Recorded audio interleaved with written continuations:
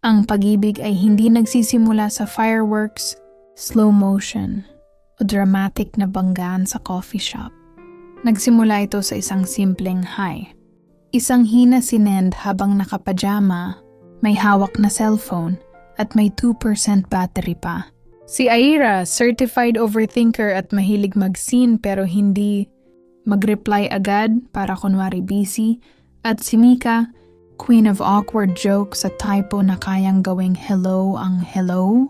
2 estranghera, isang chatbox, walang plano, walang expectations, at siguradong walang umaasang mai-in love.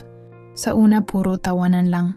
Mga sablay na biro, bigla ang rant tungkol sa buhay.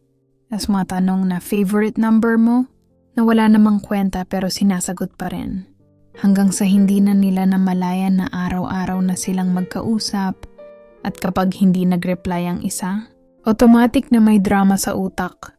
Hindi sila nagkikita. Hindi rin nila alam kung anong amoy ng pabango ng isa't isa.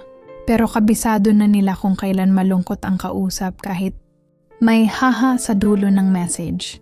Sa gitna ng late replies, typo wars at sorry nakatulog ako, may unti-unting nabubuong kakaibang saya.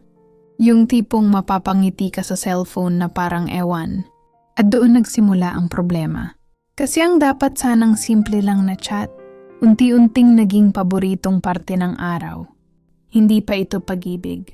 Hindi pa nila aaminin. Pero may something na.